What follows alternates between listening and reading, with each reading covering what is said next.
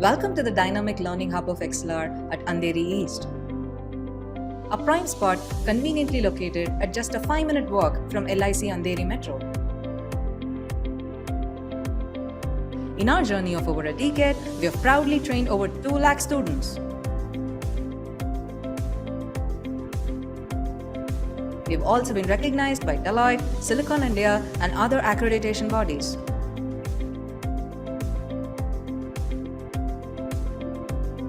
Experience learning like never before in our spacious and comfortable classrooms. With high-definition projectors and state-of-the-art acoustics in place, we ensure effective learning even to the farthest point in the room. The hybrid mode is a game changer as you can enjoy the benefits of a live classroom from the comfort of your home. Even if you happen to miss any classroom session, you can still attend the same session with the same trainer at the same time at your convenience, maintaining consistency in your learning progress.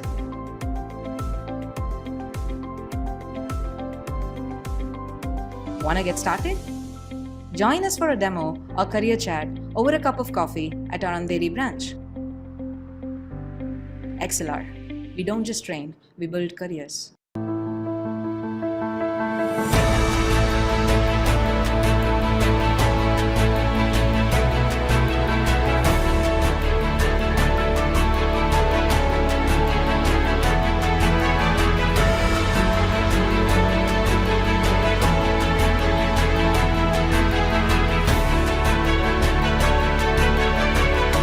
Yes, so the collaboration with ExcelR was an excellent one. We conducted a Power BI workshop with Advanced Excel over a span of 3 days. The workshop was almost 12 hours long in total. Mr. Karthik, who was an amazing trainer, helped the students understand the concepts deeply. I am sure that the students will be able to apply these concepts in their careers as well as their daily lives. The trainer, Mr. Karthik, was an excellent person where he explained in very detailed manner on how to give great insights using very complex data sets.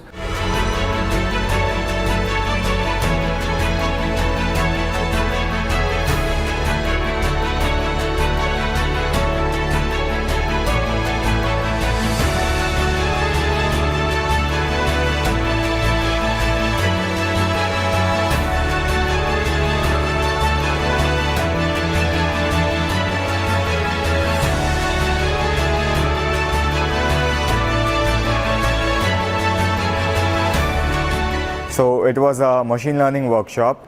We learned a lot from the course and it was a great experience attending the workshop. The trainer was very helpful.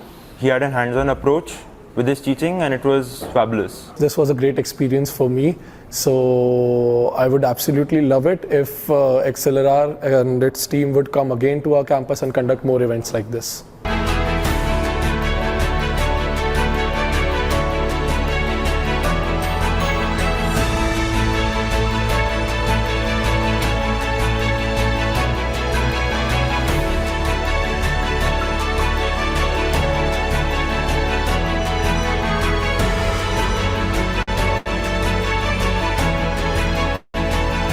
It was a great course and it started from basics and took me to a great extent.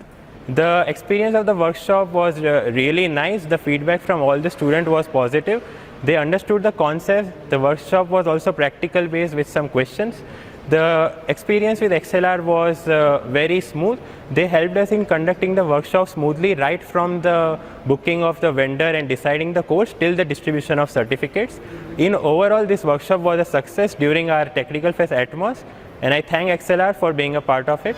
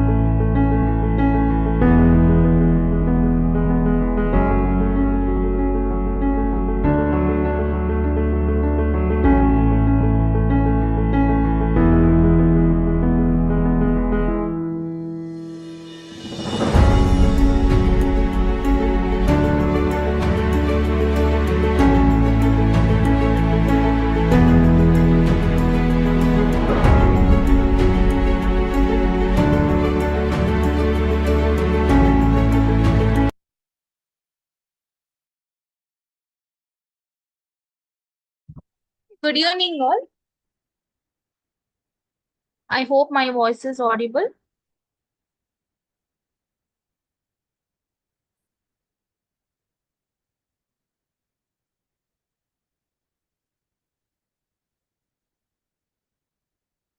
Okay, thank you for the confirmation.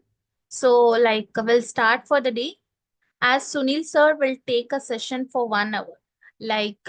7:30 to 8:30, the sir will take the session. From 8:30 to 9:10, you will be having an exam. Okay. On the same session, I'll be sharing an assessment link. Using that link, you have to take the session. Okay. I hope you all understood. From 7:30, I mean from now to till 8:30, Sunil sir will take the class as usual. From 8:30 to 9:10, you will be having an assessment. Then later, I will update you. Okay. So yeah, yes, sir. You can go ahead and take a class for the day. Yeah, thank you. Hi everyone. So good evening once again today, and thank you for attending the session. So today focus will be more towards giving you an idea about computer vision, and then solving one of the problem using computer vision library. About we'll be dealing with image classification, and then I will show you how these language models are called from Hugging Face because we can use OpenAI as well for calling OpenAI through API. We need to have some tokens, which I don't have right now. So I will be using Hugging Face to call an open source model, and then I will show you how to use that one. Yeah, so we'll start the session with as soon as possible. Wait me a second. I'm trying to share my screen.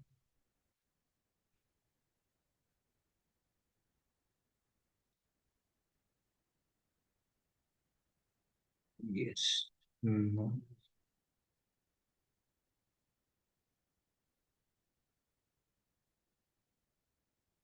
So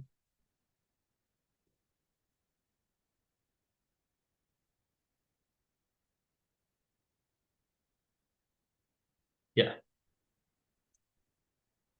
So computer vision or dealing with image or video data is one of the subsegment within deep learning. And in case of computer vision, there are different techniques. Like one thing was there was one there is one library related to OpenCV, which will try to understand what is there in the images. And there are other deep learning networks like CNNs and pre-trained algorithms that are readily available, which are already trained on some amount of data and which can be fine-tuned for our own purpose.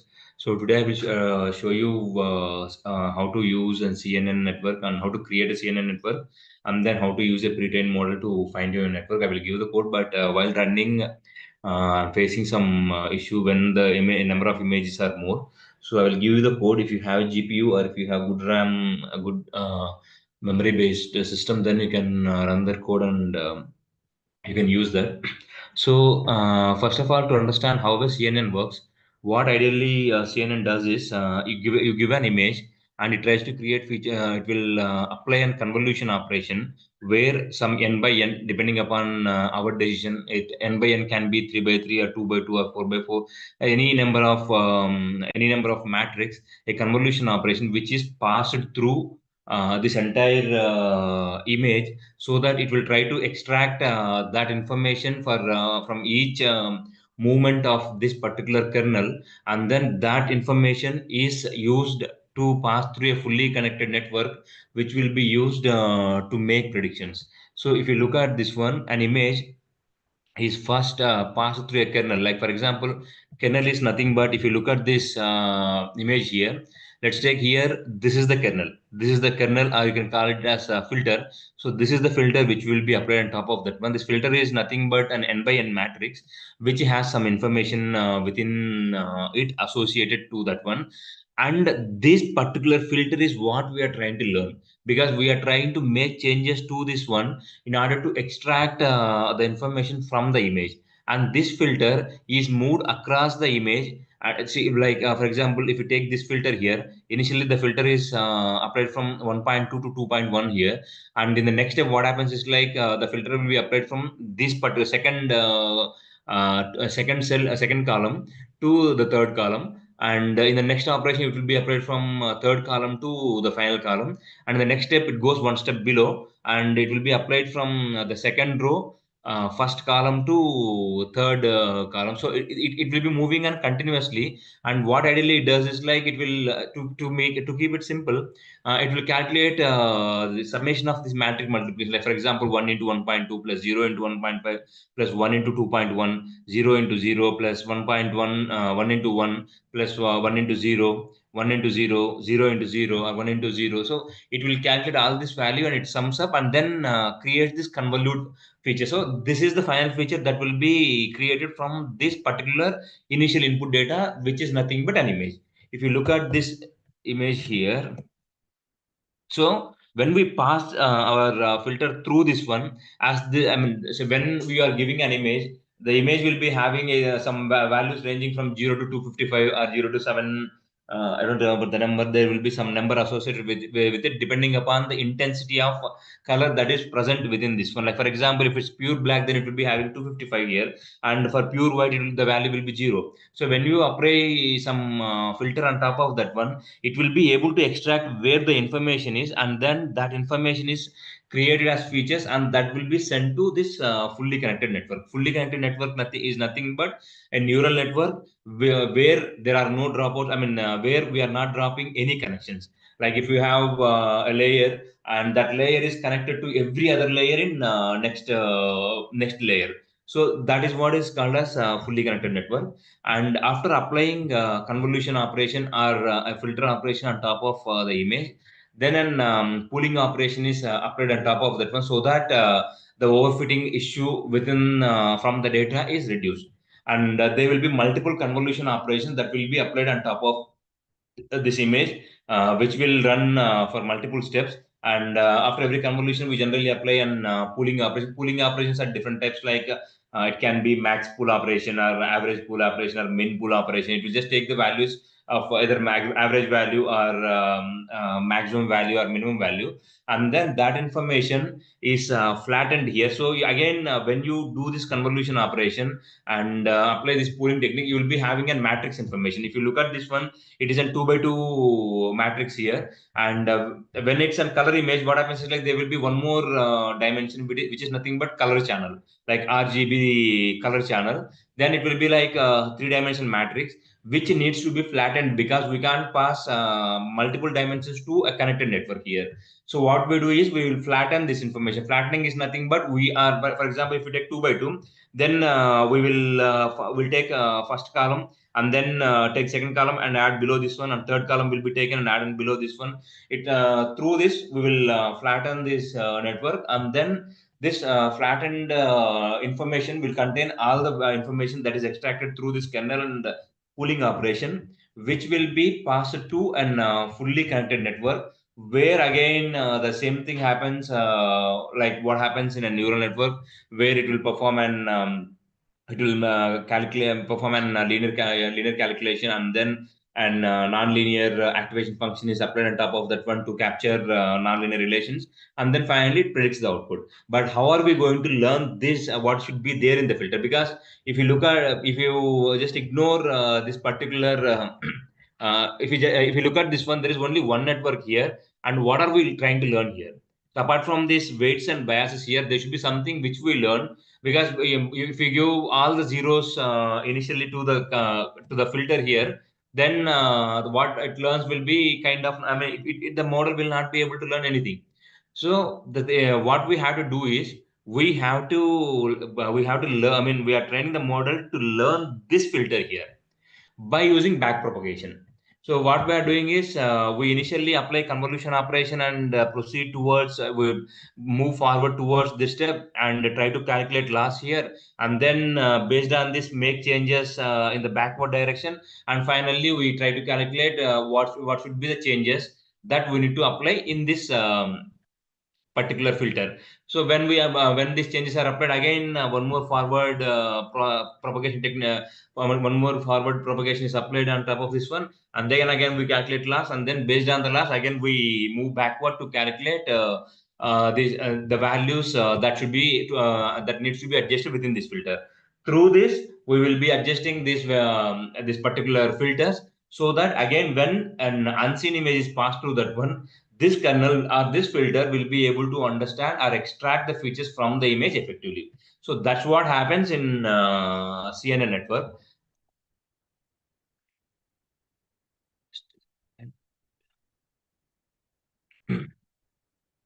So if you take this image here, the same thing is applied here. So when we are having a filter, we are passing a filter here. When the kernel is here, it will extract some information, and that information is passed through a non-activation function, and then we apply pooling, and then again one more convolution network where along with some activation function. So we keep on doing this convolution operations, and finally we flatten this information. Then we have this fully connected network layer, and we make predictions. If the predictions are having deviating severely from what actual predictions are, then we apply back. I mean, it's not like then we apply in order to come up with effective filters that are supposed to be applied on top of this image or on top of any image that will be passed to the network. We need to learn this filter kernel filters and the weights and biases of this entire fully connected network. So then we will be able to, in single image, we are performing this technique, and again we are passing one more image, so that it keeps on learning the different optimized optimized filters and optimized weights and biases for this fully connected network, so that the model will be able to detect any kind of feature initially. So why do we need to use multiple convolution layers? So what happens is, like, the initial layers will be able to extract only the basic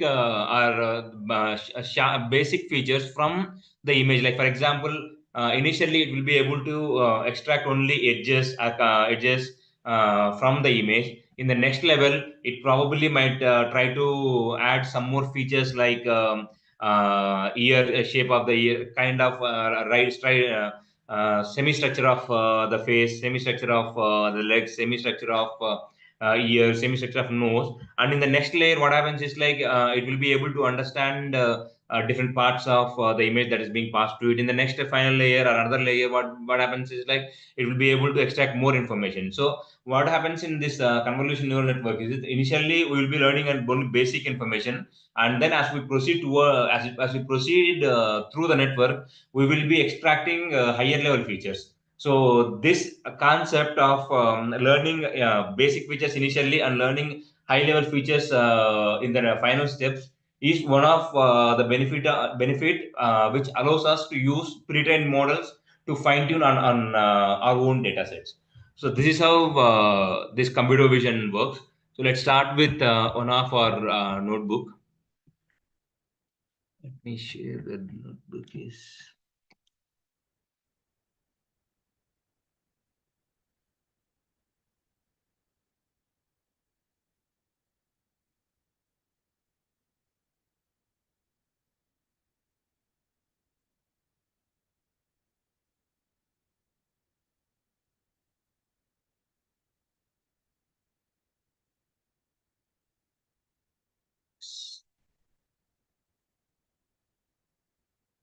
So if you look at this notebook, for this one, we will be using TensorFlow, and we'll be using TensorFlow dataset as well.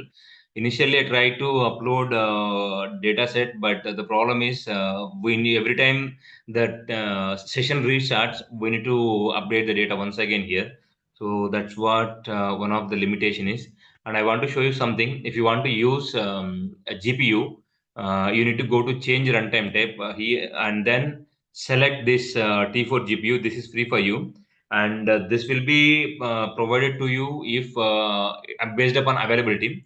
So if you want use a GPU, use this make changes here. And if you want to run with CPU, you can run with CPU. But most of the deep learning models, like language models, certain transformers, are this particular computer vision image classification techniques requires GPU, or else your notebook will get crashed. So that's why I already ran this one, and I'm just showing it to you so that you can run if you want to run. So we are here. We will be using data set called CIFAR data set from TensorFlow.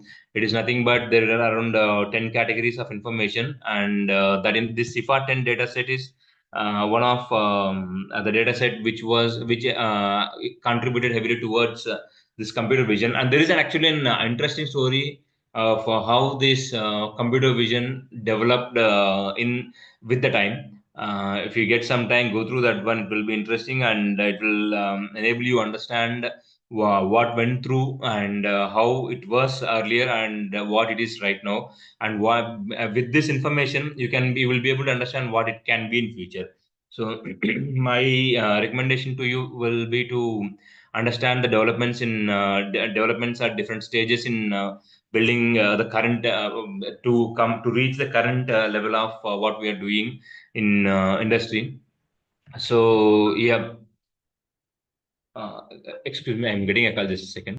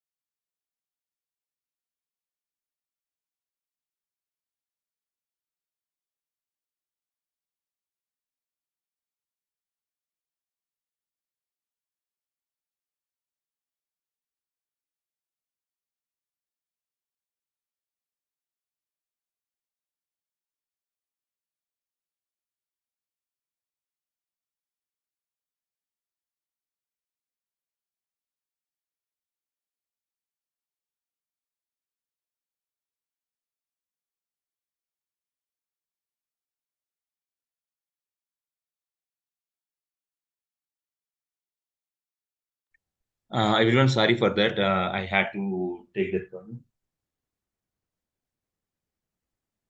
Yeah. So coming to this one. So CIFAR dataset is one of this. Yeah, it contains around 10 categories of images with it. And this ResNet 50 is a pre-trained model which was already trained on a lot of images with it. And we can use this ResNet 50 in order to fine-tune our own model, because this ResNet 50 model already has some information that's being extracted by during training by using the dataset that was used for training. So today we'll be using CIFAR dataset to train an CNN network, and at the same time we'll be using ResNet 50 algorithm as well to fine tune on top of our data. So now I mean, using this load data method in TensorFlow, you can split the train and test data. So you can use this from directly from TensorFlow here. And this 255 is nothing but the pixels one for black and white images, 0 to 255. As I already mentioned, if it's pure black, it will be 255. It's pure white, it will be zero values. So we need to divide that one, so that we are nothing. I mean, if you remember the concept of normalizing, this is nothing but we are simply normalizing this one, because we don't want to use some values ranging from 0 to 255, which can cause problems. So that's why we are normalizing the data and then using that information to train our information. Here we are just encoding the labels that are available. Labels in the sense like, for example, if the image belongs to building, then it should be building like that. And as we can, models cannot detect the categorical information, we are giving some number to them, and then we'll reconvert that into the text value, so that when we pass an image, it will be able to detect that particular image itself. Okay. Now we have around 50,000 images with us, and we'll be using that information to. Sorry, one more thing. I misinformed you here. This is not just for black and white. This depends upon the size of the image. So the size of the image here is 0 to 255. That's why we have these values. And this is a colored image, because we have three channels here. You can see 50,000 images with three channels. Three channels in the sense like RGB channels. That means color image. And then here we are normalizing the values, and then we are one hard encoding that one. Now we need to define our convolution network model. So to for that one, I'm already mentioning sequential. Sequence is nothing but forward network. So in sequential network, what I'm trying to do is, like, first I'm trying to create a convolution 2D network with 3 by 3 was the filter which I will be using in this case.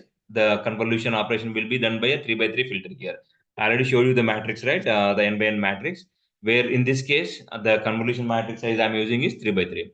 And the activation function I will be using is ReLU, and input data shape will be 32 by 32 by 3, because every image will be having 32 by 32 by 3. 3 is the number of channels, and 32 by 32 is the size of the image here, which is passed through image. And every time one image is being passed to this one. And then I'm adding an max pooling layer. This is one convolution operation. This is second convolution operation. For second convolution operation also, we are using this 3 by 3 filter, and this is our third convolution operation. Again, we are using 3 by 3 filter here. And after completing three convolution operations, we are flattening the network, so that then we can use our neural network to make predictions. So after flattening the information, I'm using dense network. If you remember yesterday, dense network is nothing but I'm using that many number of neurons within a single layer. So here what I'm doing is I'm using a single layer here, and there will be 512 neurons in the single layer, and this number will be dependent upon final convolution operation. If you perform if you calculate every step, you will get what will be the size, what will be the shape of output network, and finally once you have output network at the flattening step, it will give you what will be the output information of that particular, what is the input sorry, final output size from the flattening network. And the number of neurons are the shape of this particular neural layer will be dependent upon this size of this particular network after flattening. So that's why this is not individual. Based upon this one, we need to decide upon what should be the value here. Okay, and we are applying a dropout layer to reduce to reduce the chances of overfitting, and then we are using final output layer, which is a neural layer, and for that one we are using number 10 neurons in the final layer, because we have 10 categories within our data. And for multi-class classification, we'll be using softmax activation function. And then once we define the shape of our convolution network, we need to compile the model. And to compile, we need to specify what should be the optimizer that should be used in case of this particular, while training the model, training this network, and what should be the last function it has to use to make updates, and then what should be the metric it has to use to understand, to make the changes. So once we have this one, then the model is defined up to this point. You can look at what is the structure of the model. You can see initially there is a convolution network, and the total number of parameters within that it has to learn is 896 parameters. That means you need to train 896 parameters in this first convolution operation. In pooling, there won't be anything learning happening here. And in next convolution operation, we'll be learning 18,496. This values come from calculating these values. And in third, we have 73,856 parameters, and in the dense network we have 262,656. This is not a random number. These values are dependent upon the network shape. So to understand this one, you need to understand this forward propagation, backward propagation. So we have total parameters and total trainable parameters. And then yeah, this here I mentioned some notes for you to ensure that you have this information. You'll understand what is happening in each step. And here we are starting training of our model. So we are fitting on our training data. So I'm using 10 epochs. So as I already mentioned yesterday, for every epoch we will be passing the data repeatedly to this model. So entire data will be passed to the model once again. After every step we'll be passing, after every epoch we'll keep on passing this information once again to the model. And there is an option where you can restrict the amount of data that will be passed in every epoch. You can do that one also, so that you can complete the training quickly. And if you look at this one, for every step the loss will keep on decreasing, and validation accuracy will keep on increasing, and the final accuracy is around 73%. And yeah, this is how you define your CNN network, and train your convolution CNN network. If you have your own data, then what you have to do is you need to create this X-train and Y-train information, and then normalize it, and then you need to pass that information, use that information to train your model. While using your own data, upload that images, and then you need to have labels.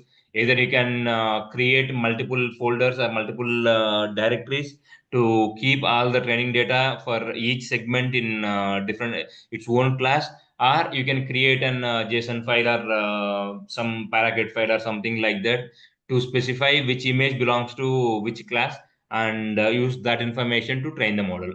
So there are multiple ways to do that one. Here it might look easy for you because this load function already deals with splitting the data into X-train, Y-train, and X-test and Y-test. So if you have your own data, then you need to make slight changes to this one. And coming to the second step, where we use a ResNet model, or we use a pre-trained model to fine-tune our model. What happens here is that for example, let's say right now I trained this model. I trained this model, and this model is with me. If you go to this presentation here,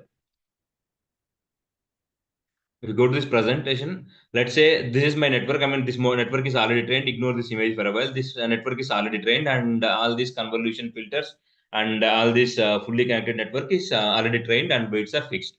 So now when you pass an image, it will give an output.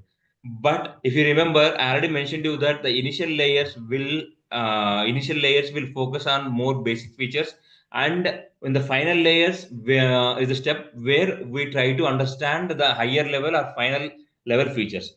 Let's say if I want to use the same like let's say there is this is a network which tries to identify or understand an image, animal images which is passed to that one, and it is trained upon extensive animal image data set. But I want to train a model to understand different bird species or different aquatic animal species, or let's say this is for carnivorous, and I want to train that for domestic animals. If we understand most of these features, like the basic features like initial borders or initial facial features, or the shape of that particular animal, these type of features are common even for these domestic animals, or even for kind of up to certain level for even humans as well. So what we can do is, like, we can use all these initial layers and discard the final structure, and then you train our own model on top of this one. And what we ideally do is we disconnect this one and then make slight changes to the network, or add our own layer on top of this one, so that these weights will get adjusted based upon the new data that is being passed to this network. So that what happens is, like, based upon the new data, it already learned all this information, the basic information, and what it does is it will only make changes to the previous layer, this final level layers, so that this new model will get trained upon the new data set which we are providing to that one. Through this, we don't need to go through all these initial steps, and the model doesn't need to update each and every convolution operation. It has to at most update only 2 or 3 convolution operations, whereas there will be 10 or 20 convolution operations. So this will reduce our training time. This will reduce the resources we need to use to train our model. And sometimes what happens is, like, we might not have huge data set.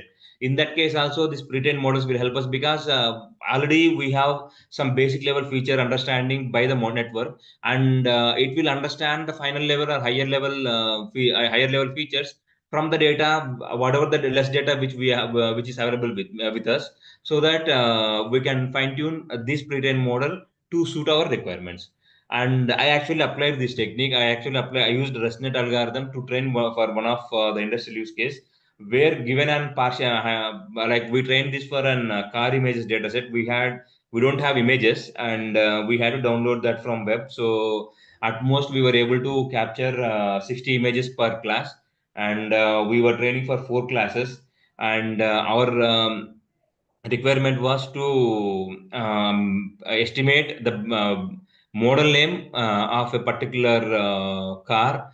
Even partial image of that car is given, like partial damaged information of the car is given, or partial photo of the information is given. And when with just 60 images per class, we were able to achieve an accuracy of 95% even for test data. So just imagine how powerful these pre-trained models are. And yeah, that's why I use this ResNet algorithm, because I already worked with this ResNet algorithm. So what we had to do is, we need to load this pre-trained model, and we need to specify what the baseline model is. There are multiple other algorithms that are available with us, available in pre-trained models are available. So you can use any model based upon your requirement. What we are ideally doing here is, we are calling our ResNet algorithm, and we need to specify which weights it has to use, because there are multiple weights. These weights changes depending upon what image dataset it used.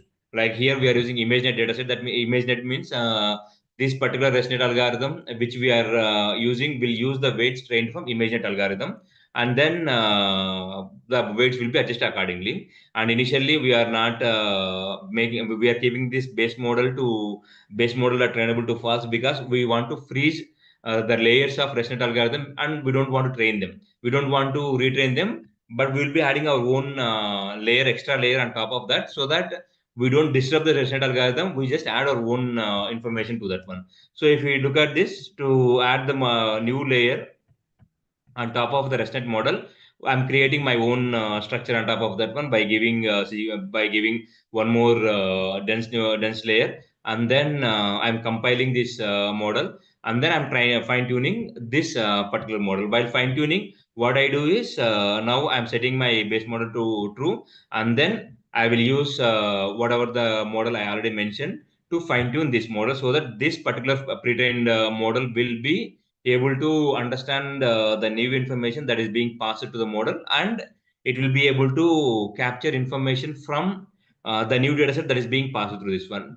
Ignore these metrics because I'm using CIFA dataset and an algorithm which is trained on more extensive ImageNet dataset. I just wanted to show you this case, so that's why we use this one.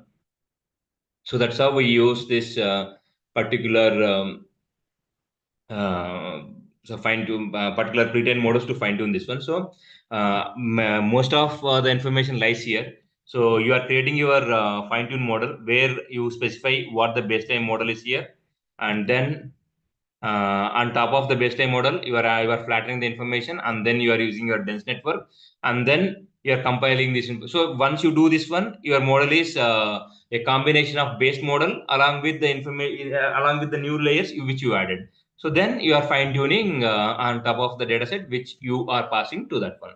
So any questions so far related to this computer vision?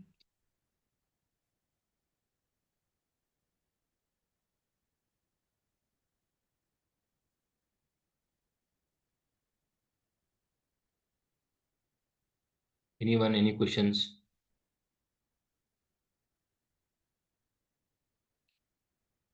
So let me share this screen once.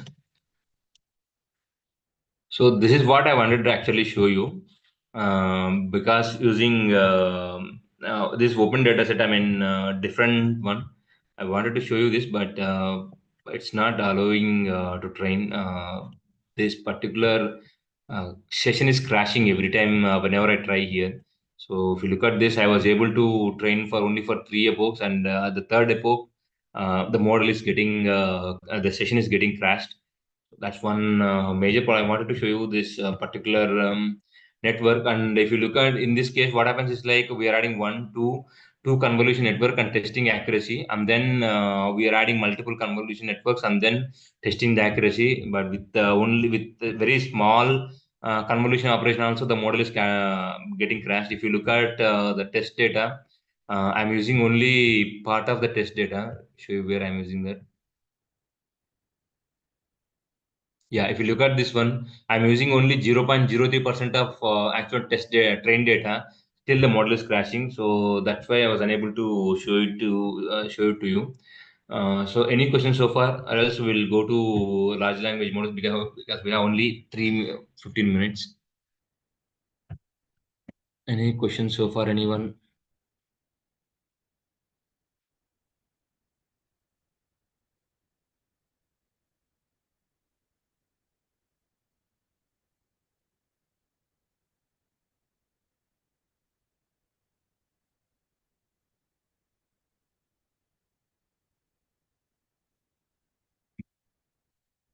Take that as a no, and then going to this language models. So you need to understand. It will be. Let me tell you one thing. This is completely basic. This just to give you an idea because it takes a lot of. We need time in order to make you understand what these generative models are, what these language models are. First of all, you need to have clear idea about deep learning and RNNs, LSTMs, and transformers in order to understand these language models. But I wanted to give you an idea about this one. I'm not sure at what level you were trained related to this one. This generative AI, if you hear the term generative AI, it refers to these algorithms which are used to create new data resembling the existing data. Like so far, what we are doing is we are trying to either predict a class, or we are trying to predict a value, or we are trying to predict an image. When so far, whatever we are doing, we are trying to do only prediction. But in this case of generative models, what happens is like we are trying to generate data. So that's what we are trying to do, and that new generated data should resemble existing data. Either it can be text data, or image data, or video data, or audio data, or anything. It can be anything. And what we are doing in generative models is we are trying to generate new data from by understanding the information from the existing data. So there are different types of applications using this generative AI. One is text, where you can see ChatGPT or Cohere or Perplexity or even Llama. All these are for conversational AI text-based models. And for images, to generate images, or videos, or you might have seen YouTube shorts that are being generated, or deep fakes. If you remember, there have been a lot of images generated using deep fake. So this is kind of an example where misuse of technology. Like deepfake was generated for different purpose. Like if you have a blur photo, if you want to make it unblurred, then you can use deepfake. Or if you want to create some interesting information, you can use this deep learning algorithms to create that one. But it was misused, and it was used for a different purpose. So for images, there are models like DALI, and in order to generate code, you can use Copilot, which is available. Or you can even you can use ChatGPT to generate code as well. And when it comes to music and audio, there is a jukebox which can generate audio data, and there are some models for speech generation as well. And there are some um, models which can use your speech, your voice.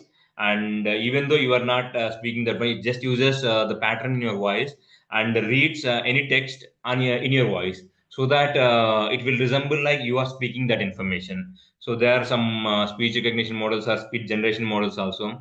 And yeah, and there are multiple different types of models in generative AI, where new information or new data is generated. And there are different breakthroughs that happened in generative AI models. This is like very basic one. There are some more. I mean, when you go deep into this one, in much more granular level, you can find some other developments as well. To give you a basic idea, in the 2000s, the initial development of neural networks paved the way for the initial step. And in 2014, with the launch of GANs and major leap was introduced in generative AI models.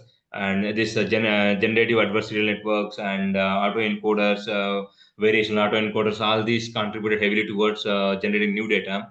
And synthetic data was booming. I mean, generation of synthetic data became very easy with GANs and autoencoders. And in 2017, with the launch of Attention is All You Need, the paper which introduced the concept of transformers, everything changed. And this is considered as a significant event in generative AI.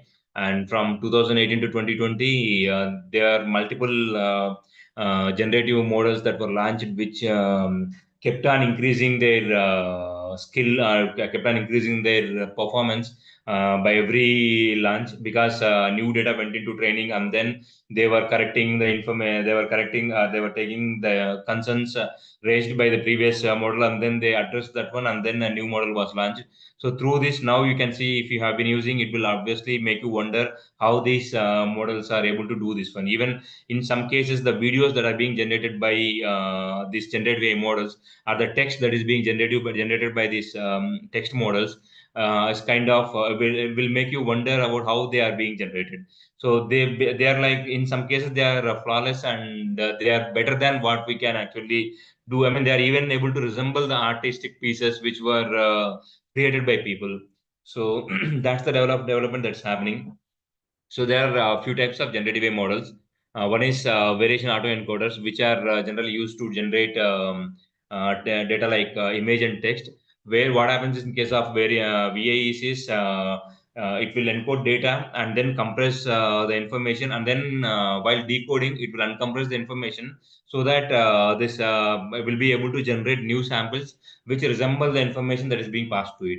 And there are other type of generated models which are related to which are called as GANs, which contains an generated framework and discriminator framework. While generator, the role of generator is to create fake data by, if you give some data, and then the generator role is to create fake data which resembles the original data, and the discriminator role is to differentiate between real data and fake data. As these two continue competing with each other, the performance of generator will increase, because its main role is to overcome, to ensure that discriminator will not be able to differentiate between this fake data, this original data and fake data. At the same time, discriminator main role is to differentiate between real and fake data. So both will compete, and the data that will be generated will be very good. And like, it will be like more towards the original data that it's being trained.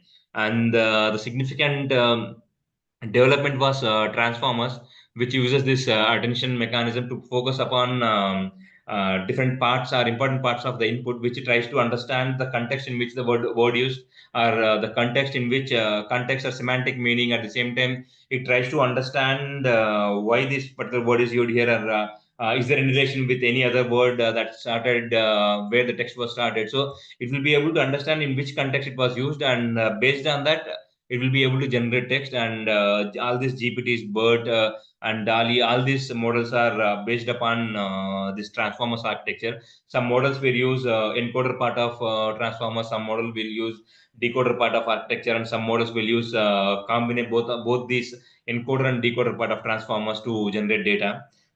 And there are these diffusion models like stable diffusion, which will reverse this process by adding noise to the data to generate new samples. Like if you give an image, it will make some changes to that one, and then add some noise to that one to create new data. So one of the example of this diffusion model is stable diffusion. And going to and there are other concepts related to generative AI models, or generative AI, large language models, which are nothing but this language models which I explained you earlier. And second one is a concept called fine tuning, which is same like what we discussed for deep learning networks are for CNNs. And third one is vector embeddings, where vector embeddings are nothing but represent numerical representation of text data. Vector embeddings are widely used in retrieval augment generation techniques, RAG, or retrieval augment generation techniques. And RAG technique is widely used for question answer system on top of your database. For example, if you have an document and you want to question on top of the document, you can use an existing LLM, and instead of fine tuning the model on top of this simple document, what you can do is you can create vector embeddings of your data using the language model, and then store that vector embeddings. And then when you ask a question, these questions are again converted into embeddings using the same model. And a similarity such will be done on top of using these question embeddings, and a similarity such is done with the embeddings, vector embeddings which you stored in the database. And it will extract that information, and which will be passed to the model to use as a context to generate response to the question which you ask. So this is one other thing. There are other fine tuning. I mean, in fine tuning, there are techniques like PEFT and PEFT, which is performance efficient fine tuning too, because we need huge resources to fine tune a model. If you want to fine tune the adjust entire weights, then what happens is like you need a full amount of resources, which is not possible, or which is quite difficult to deal with. And there is another term with embeddings, RAG, and yeah, there is a concept called agents, where we try to make the model act in a way like a human thinks or human proceeds. So these agents are there. These agents are provided by different, like LangChain or Llama Index. There are different open libraries which are available to understand these agents. And yeah, let me show you some notebooks which I wanted to show you related to generative AI.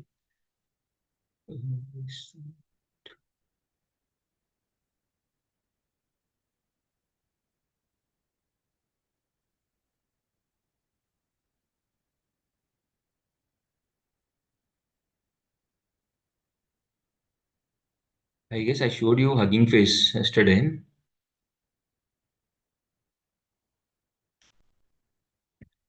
So here, what we are doing is we are calling a large language model from Hugging Face. Hugging Face is the place where your fine-tuned models are basic base models. A lot of models are stored, which can be called, and either you can fine-tune them for your own purpose, or you can use that directly to infer means if you ask a question, if you want to generate a response by asking an model, you can use that inference from the model. So here in this notebook, what we will be doing is we will be calling an LLM that's readily available in Hugging Face, and then we ask some questions to it, and it will generate some responses. So these are all the dependencies that we need to in order to launch our language model. So if you look at this one, yeah, bits and bytes is also library. One more thing you need to know is you need to have an Hugging Face token with you available. you need to go to Hugging Face and then create your own API token and use that token in order to if you want to call any package or if you want to call any LLM or if you want to perform some operation in Hugging Face, then you need to have your own token. So create your own token and add your token here. I will be removing my token after this call, so it will not be useful for you. And then I need to specify the model name. Let me show you how the model. We have five more minutes, so let me show you how the model looks like in Hugging Face.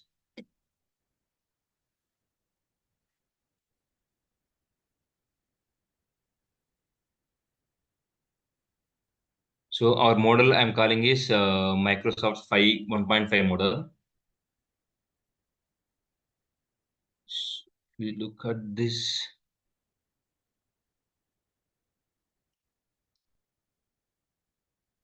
So if you look at this one in Hugging Face, this is the basic website, and once you log in, you will be able to create your tokens here. And this is the place where you can find different models, llama models or fine-tuned models or anything. If you want to use a dataset, you can find datasets here. These Hugging Face pages where you can perform different actions and documents, you can get it. And see, I'm using this 1.5 model. And remember one thing, there will be small models as well as large model. Here, this only 1.3 billion parameter model. And to use this one, this is the model summary. And you can see what are the files that will be available within this model when you call the model. And sometimes they will provide you how to call this model. I guess in this case, yeah, you can use this one to call your model. This should work, but I think I use it in different way. Yeah, so I'm using this model. So this is the model name you need to specify because you need to specify which model you want to use. And I already explained you yesterday, right? Tokenizer. So if you want to, whatever the tokenizer you use, whatever the model you are using, you have to use that tokenizer related to that particular model only because if the tokenizers are different, then there will be, there will be some difference between the way these tokens are generated. So that's why it will create some issues. You can ignore this part because there is some dependency which needs to specify whether I'm using CUDA or CPU. I don't have GPU, that's why I need to mention I'm going to use CPU. That's why this part. And I'm finalizing my model because I need to specify what was the model and then this quantization and I want to load the model to my CPU, so I need to specify this information as well. And there is one more term which you will be hearing frequently: prompt engineering. Prompt engineering or prompt is nothing but you are guiding a language model to respond in a way you wanted it to respond. So that's what a prompt is. So here what we are doing is I'm giving a text here and then converting this text into inputs by passing through the tokenizer because we need to tokenize this information. And then this prompt or the text a question, I mean here it can be a question or it can be a text or it can be any request also. And this information is passed to the model to generate output. And when you run this one, it will generate an output like this. So it will start with our information and then it will start creating the text whatever it wanted to create based upon the text which I initially gave to it. And you can limit the number of words it has to generate by specifying what will be the maximum length of information that it should generate after giving the information. Okay. And after this you can make changes to your prompt as well. So here if you look at this one, I'm creating an chain here by passing. I'm creating a chain. To do this one, we are using LangChain, and I'm creating a template like write a poem about. It can be any topic. So I can specify my own topic here, or what I can do is like I can take this as user input, and then user input will be passed to create final template or to create prompt here. So you can see here, it can take input variables as topic, which can be an user input also. Like if you want to create an application where user will input at a word and which the language model is supposed to generate a poem, then you can do that. And then the prompt will be write a poem on let's say whatever the user input will be, and that prompt will be passed to LLM, and then we are invoking the information. If you look at this case and this case here, by using LangChain, here we are operating everything. What we are doing is like whatever the prompt we are trying to pass to model, we are tokenizing that one, and we are passing that to model, and we are extracting the output that is being generated by model, and then we are printing that one. Because see, it's not like generated. We are getting text directly. We are getting tokenizer, and we are decoding the information, because that output will be in the form of tokens, and then we need to decode that one to generate the final text. So then only we'll be able to read the information. But in case of LangChain, LangChain acts as an interface between us and LLM, and help us to reduce doing all this in all we need to, I mean, all the struggle we need to go through to do this one. Because this is a simple sentence, it will be easy. But if you want to build applications, then this will become very difficult for us creating functions and applications. So we already have this LangChain library, which helps us in using this process, and we can directly run this, and then you can see the output directly here. So it's generating some poem about this one, and there is some poem, whatever it is. I mean, I don't know whether it was effective or not. So the similar way, if you want to write something, you can tell like write a content about this one. You can create prompt templates in a different way. Like you can ask it to, you can create a prompt template where act as, and then take him user input, where he will tell like act as an act as a researcher, or act as a student, or act as a teacher, or something like that. And then you can write what it has to do. So it's like this way you can make changes. You can create your prompts in a different way by using this LangChain library, and then apply this on top of your LangChain model and use that one. Here I tried to call a bit large model, but it was not working. So I mean the session was crashing. So somehow it crashed. So that's one notebook I wanted to show you. Let me see if I have another notebook which I wanted to show. I think I created one more. 5 minutes, Susmita. If there is another notebook, I will show them, or else we can end the session. I wanted to show you RAG, but it didn't work. Yeah, yeah, sure, sir. So I hope you are done with the session for the day. Yeah, I wanted to show one more notebook if it's available here. That's okay, sir. You can continue with, you can take for 10 minutes, no problem.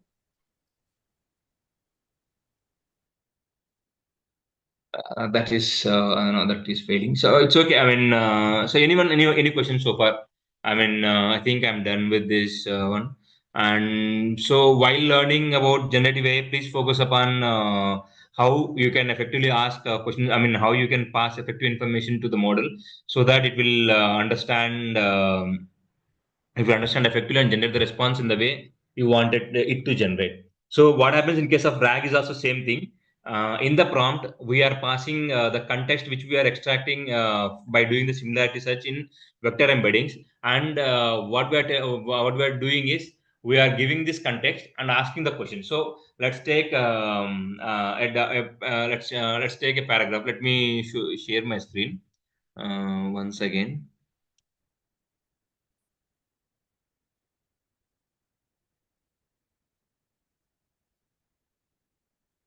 Wikipedia.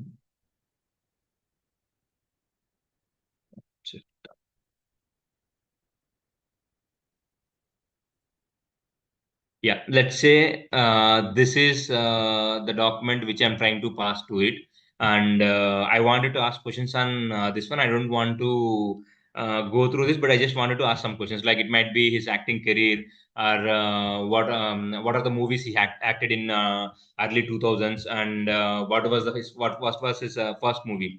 So what happens is like we create an embedding vector database for this entire data initially, and we store that information in somewhere in a database. And when we ask a question like what was the movies he acted in 1990s, then what happens is like it knows like okay, it seems like when it does the similarity search, it will be able to extract this particular text from the vector, this particular embeddings related to this particular text from the embeddings from the vector database, and this text is passed to the model as context. Like for example, if you remember the prompt which I showed you here, okay, this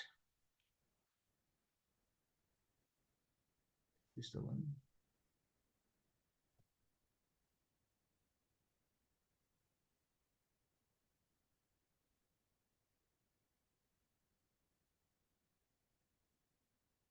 So if you look at the prompt I'm passing here, so what happens? I mean, it's like it's not the exact way, but similarly, assume that what I'm doing is I'm telling it extract, respond to the question based upon the information which is passed to you here.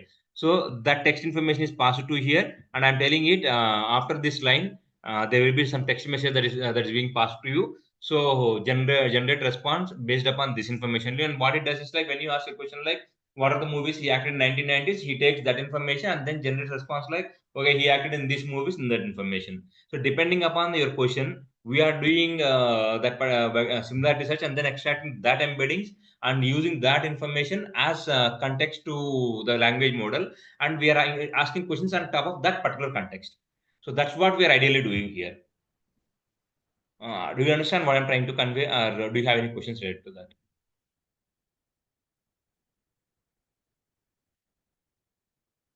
I guess you don't have any questions, and so that's how these language models work. And the text or prompt is what goes through the model, and then based on that, it will generate response. And there is another way to fine tune your models, which can be used to fine tune on top of your data, and then the model will understand the patterns within your data and will be able to generate response to your questions based using your knowledge database. And there are some latest developments which are being focused upon. One most advanced developments that are being happening in generative AI is agent.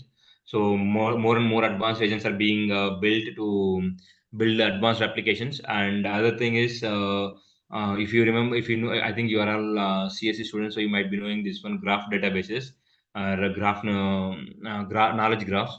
So there is some people trying to create graph databases using LLMs, and then use this graph theory or knowledge graphs to increase the quality of responses by LLMs and knowledge databases.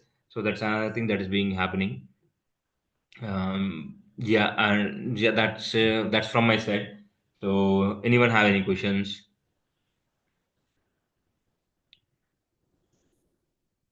If you don't have any questions, yeah, Sushmita, I think they don't have any questions. Yeah, okay, sir. Thank you. Thank you so much for your valuable classes. So, yeah. Uh, okay. Thank you, sir. Yeah, we are done for the day. Yeah. Like, Thank you very much, guys, thank and you. best of luck for your careers. Hope you get Thank you. your dream job, and yeah, best of luck for you. Thank you everyone for attending the session. Thank you, sir. Bye.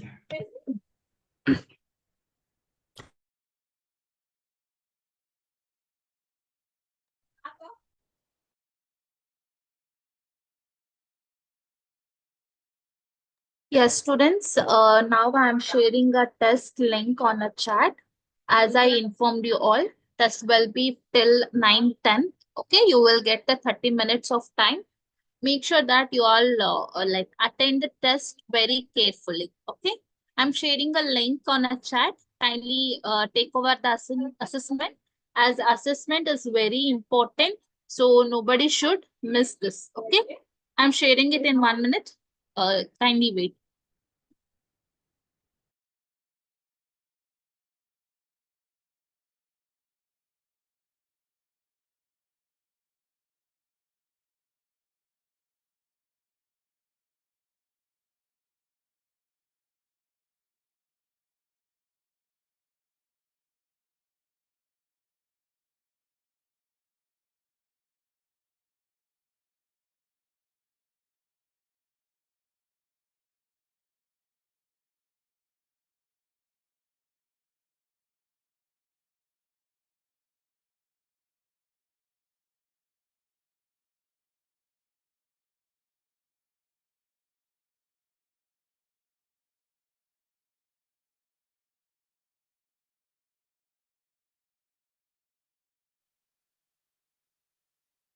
Yes, I have shared the link on the chat. That is the assessment link. Kindly take over.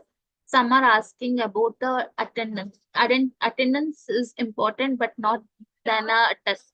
Test is also important. Kindly take a test, then we will share the attendance. Kindly take the test till 9:10. 9:10, I will let you know what has to do next. Okay. Kindly concentrate on your test and take over the test.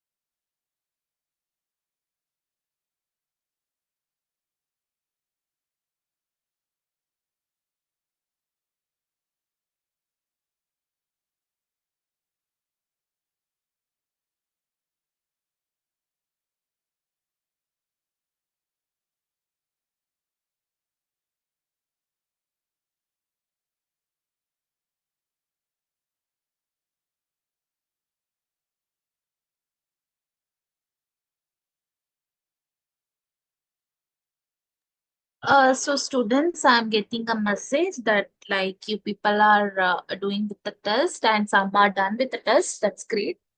So kindly wait. We'll just wait for 10 minutes and I have to give some important updates. I will let you know about that. After that, you have to mark your attendance as well. So as you all know, attendance also is very important. So kindly don't drop the session. If you're done with the test, kindly wait for 5 to 10 minutes. I will give you the updates, then mark your attendance and then only drop the session. If you're done with the test for now, kindly don't leave the session. Stay on a session itself.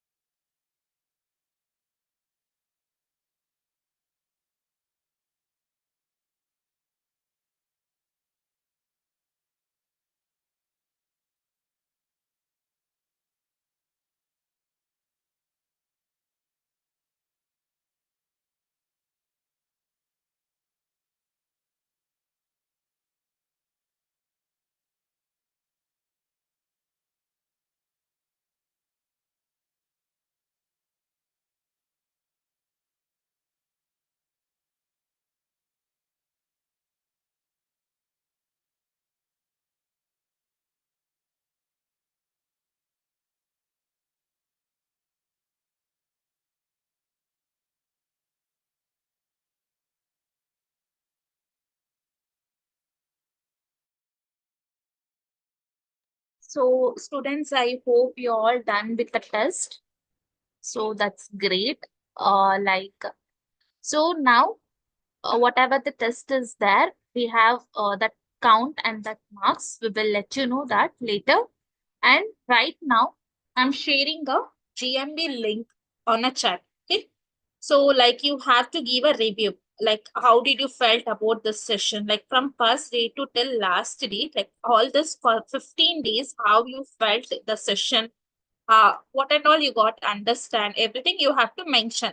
Okay. So I'm just sharing that link. Kindly mention your feedback. Okay. It's a review link. It's a very important, as you people are asking about the attendance. I really agree that you wanted to mark an attendance. I will share it in sometimes. Before that, this GMB review is a very important. So that's the reason I'm sharing you all. You have to mark the, like you have to mention whatever you learned or how did you felt about the session. Okay, and also kindly don't mention as free course. Okay, like for and also don't mention as just good or like something. You have to mention like at least for one line you have to write it down, like how did you felt, how was the session from day 1 to day 15. Okay, I hope you all understand what I'm saying. I'm just sharing a link on a chat right now. Kindly mark this GMU review link, it is very important. After this I will share the attendance link. Okay, I'm sharing it now on a chat.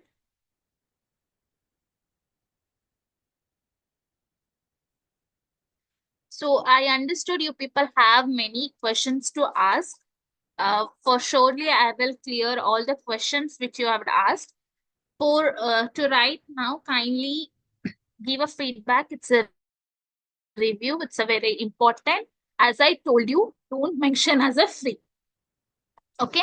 So whatever you felt, like how was the classes, everything kindly mention is in a one line or a two line. Okay.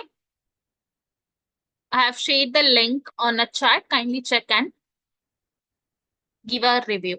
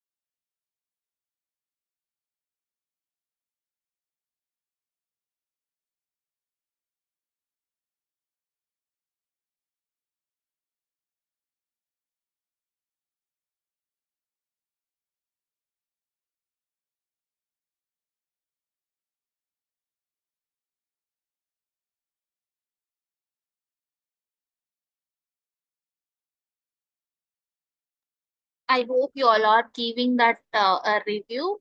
As I told, it is very important. Kindly give that review. Then I'll let you know. If you guys are done with the review, kindly stay. There are an updates. So as you all know, today is the last day. So we have to give some important updates. So kindly wait. Yeah, I really understood. Yeah, some are asking like add a photo means. So you don't need to add a photo. It is not mandatory. Just write it on how did you felt about the sessions. Okay. As I told you, kindly don't mention as a free course. Okay.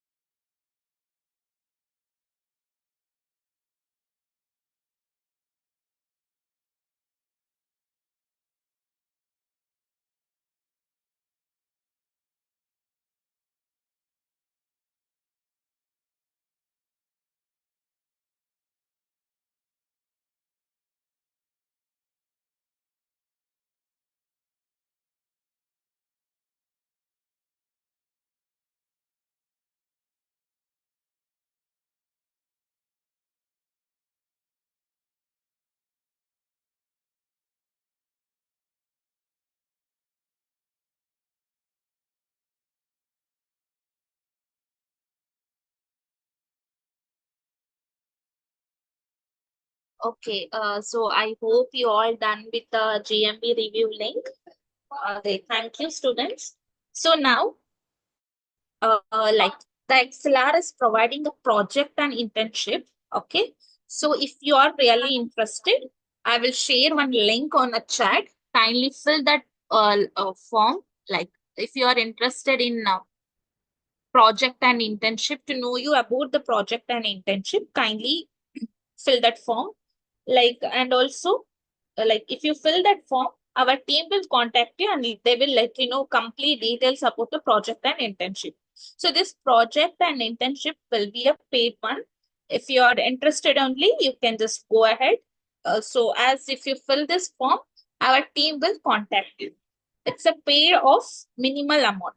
Okay, it's just a minimal amount of that you have to pay for project and internship.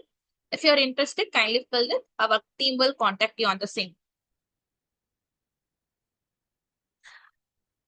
As I told you, last of the session, I will let you know about the certificates. Many are asking about the certificate attendance link. I do aware about all those. Kindly wait for a few minutes. I will let you know everything. Okay.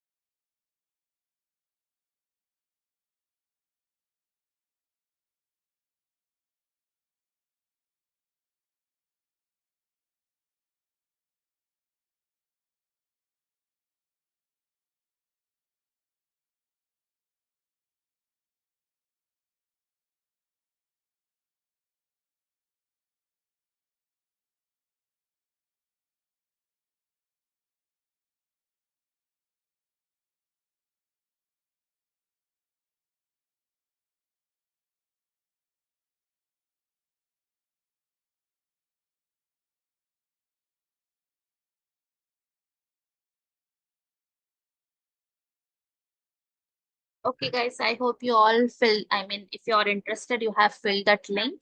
So right now, I'm sharing one registration link. That registration link is for like we are running the same program as the same program with the topic of digital marketing.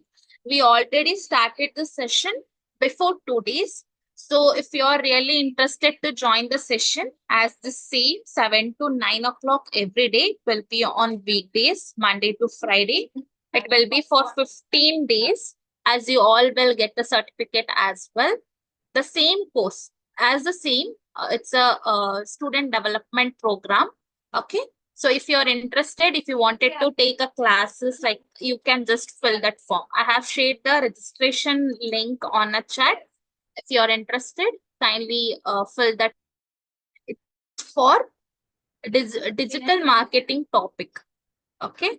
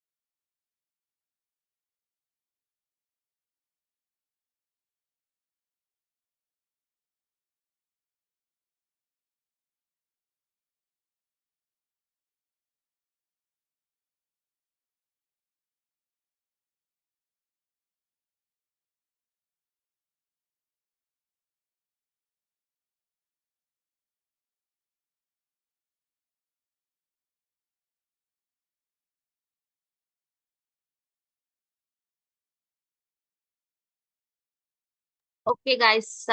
I know you guys are eagerly waiting for me to send the attendance link. So yeah, I'm sharing the attendance link on our chat. Kindly mark your attendance. Okay. And after marking an attendance, if you guys have any questions or queries, kindly ask it out so that I can reply. So as you all know, today is the last day. So if you have any doubt, you can just clear it out. Okay, I've shared the attendance link on a chat. Kindly mark your attendance. Yeah. So I'll be answering your questions now.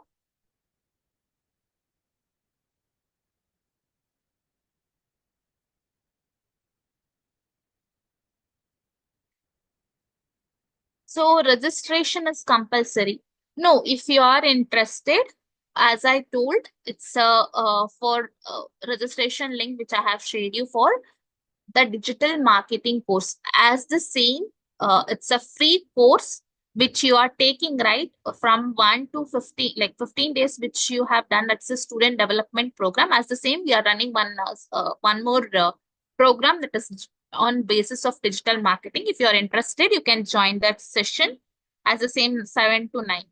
If you're interested, you can register. It is not compulsory.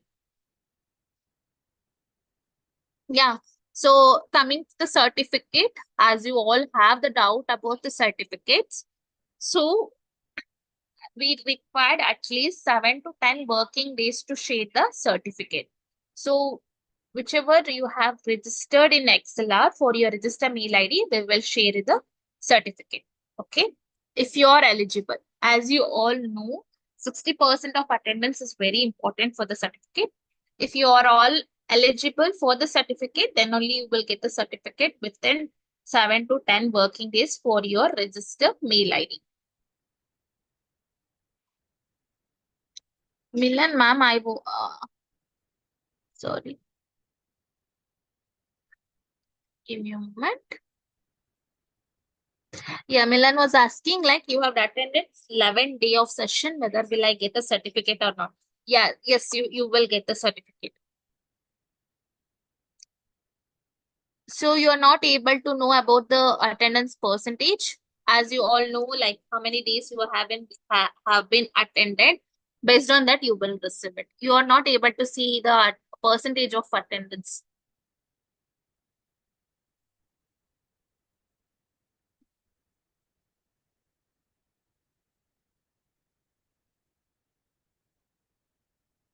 Yeah, same questions are asking like when we will receive the certificate. I already informed within 7 to 10 working days, you will receive the certificate if you are eligible only.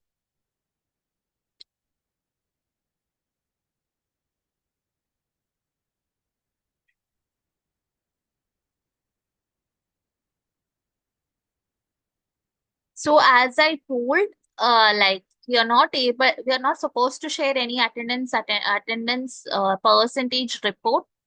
So like you will be remembering, right? Like how many days you have been attended. Based on that, you will get the certificate.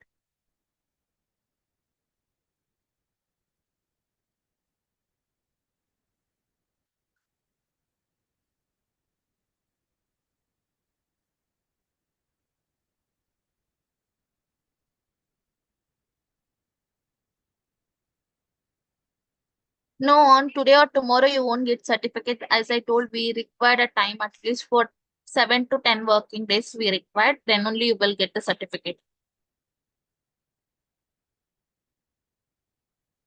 Yes, Aditi, if we register for this new session for digital marketing, then do we get the certificate? Yes, of course, for every program, for every sessions, you will receive the certificate. So for every program, you will receive the certificate. If you join for digital marketing, you will get.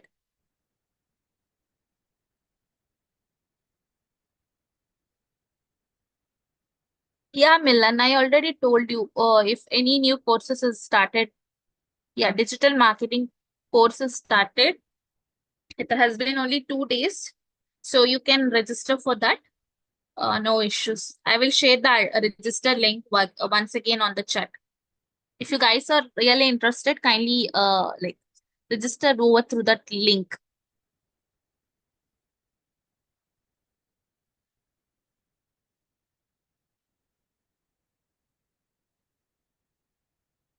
Yes, the course, the program name is digital marketing.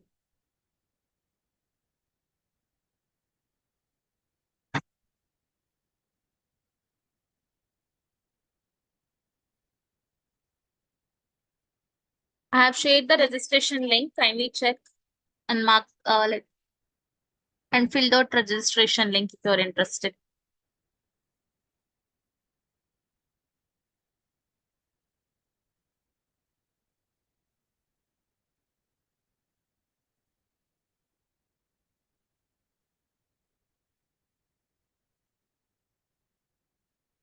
Your certificate, you will get it to your register mail ID.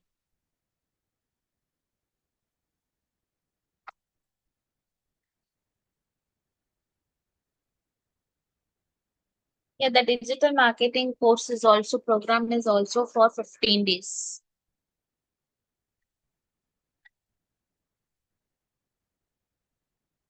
Yes, I have shared the attendance link again on the chat. If you have missed out to mark an attendance, kindly mark your attendance.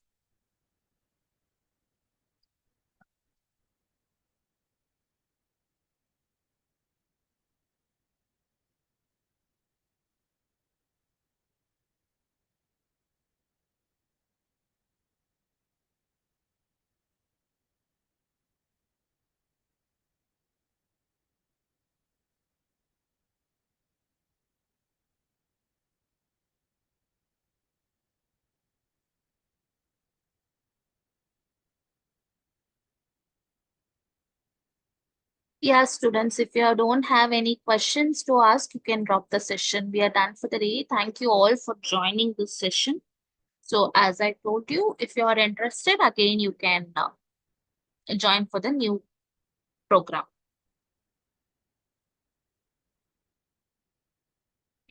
If you guys have a questions, you can ask me out. I will wait for 3 more minutes.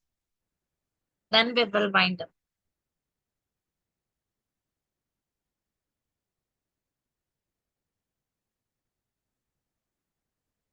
Manisha, as I told you already, certificate will be provided within 7 working days, 7 to 10 working days. So Tejas, you are asking like you have not attended the test. I don't know why you have not attended. The test is also important, but it will not affect the certificate. Okay, don't worry. So when the new session will start, the new session is already started 2 days before. That is what digital marketing. Okay. So if you are interested, you can join for that. As I've shared you the link. If you want, again, I'm sharing.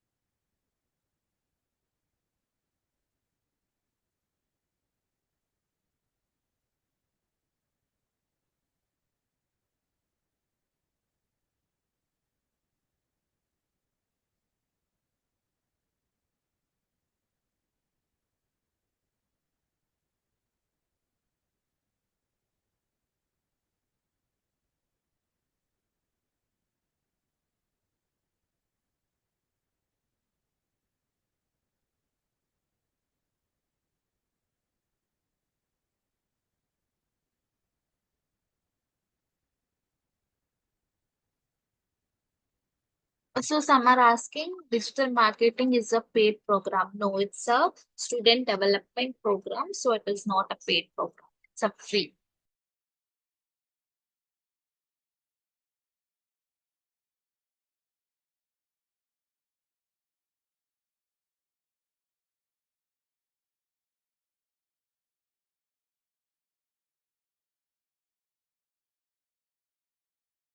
Yeah, Ranjita, please tell me what was your query?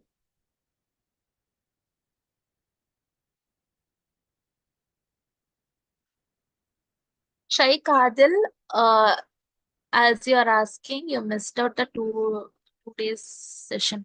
Yeah, for digital marketing, if you that 2 days session was done right, if you missed for that 2 days also, you will receive the certificate. You don't want to worry about it.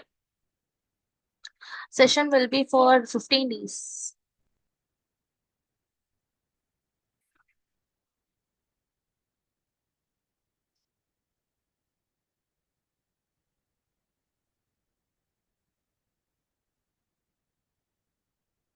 So Nandita, if you are like, you have to use only one mail ID to capture your attendance. If you mark your attendance with different mail ID, it can't be like you will not get a certificate. If you mark your attendance in only one register mail ID, then only you will receive the certificate. That too, if you have scored above 60%.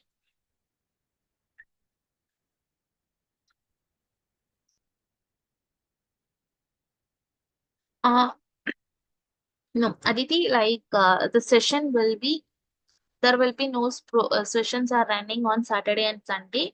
So yeah, as you asked, 2 days prior, you have the session was started. 13, like complete 13 days you have to take from tomorrow. Not from tomorrow, you have to attend from Monday. Okay, as Saturday and Sunday we don't have a sessions. So from Monday you have to join.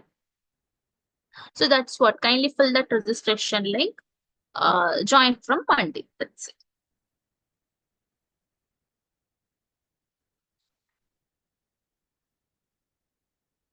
Sheikh Adil, if I want to learn a digital marketing course, what is the process for that? Okay. So Adil, I'm sharing one more link as I have already shared before. No issues. I'm sharing a link that is a project and internship at ExcelR. Okay, kindly fill that form. So if you are interested, our team will contact on the same. So whatever you are asking for the digital marketing paid course in ExcelR, right? So you have to fill that form. Detailedly, our team will let you know. They will contact you and they will let you know. Adil, I have shared you the link. Kindly fill that link. I mean that form.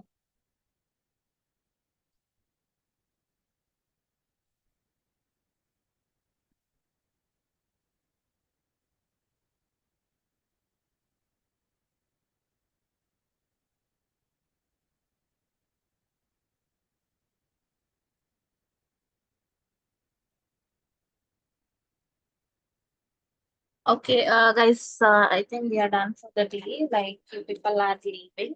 I hope there is no questions. So yeah, we are done for the day. Thank you so much all. Thank you for joining this wonderful session for 15 days. Like yeah, so if you are interested, kindly join for the digital marketing course, that is student development program. This from Monday you can join. Okay. Yeah, thank you all. Good night everyone. Thank you for attending the session. Thank you everyone. Study well. All the best for your educations. Good night. Bye.